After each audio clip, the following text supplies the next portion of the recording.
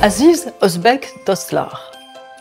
Chers compatriotes, chers amis, à l'aube de cette nouvelle année 2025, c'est avec une grande joie que je vous adresse, au nom de toute l'ambassade de France, mes vœux les plus sincères pour vous et pour vos proches. Je forme le souhait que cette année vous apporte bonheur et succès. L'année qui s'achève a été une fois de plus marquée par des avancées importantes dans les relations entre la France et l'Ouzbékistan. Sur le plan économique, d'abord, il y a eu l'inauguration, le 24 avril 2024, de la nouvelle chambre de commerce et d'industrie France-Ouzbékistan.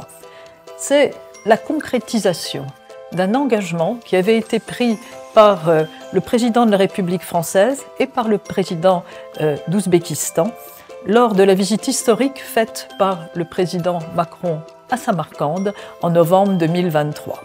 Il y a eu aussi, en juin, la tenue de la 10e commission économique mixte qui s'est tenue à Paris. Elle était coprésidée par les ministres du commerce extérieur français et ouzbek et elle a permis de consolider et de renforcer le dynamisme de notre relation d'affaires. Sur le plan sportif ensuite, 2024 a été une année de grande fierté pour la France comme pour l'Ouzbékistan. Les Jeux olympiques et paralympiques de Paris ont été le théâtre de succès historique pour nos deux pays et je tiens à renouveler mes félicitations aux athlètes et para-athlètes ouzbeks. Ils ont brillé sur nos stades, sur les écrans, sur les podiums. 13 médailles olympiques ouzbeks, dont 8 d'or. 26 médailles paralympiques ouzbeks, dont 10 d'or. C'est une superbe moisson. Et pour cela, je vous dis Barshan Gizga Ofarin. Enfin, sur le plan culturel, la langue française a été mise à l'honneur.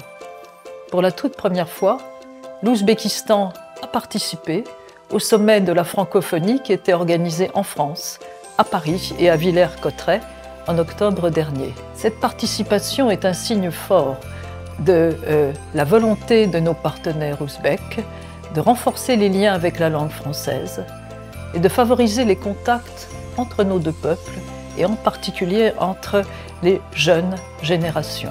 Je rappelle à cet égard que l'Ouzbékistan est le pays le plus francophone d'Asie centrale.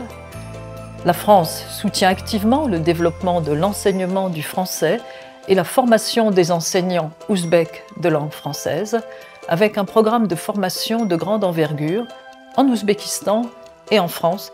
Et ce programme est unique dans la région.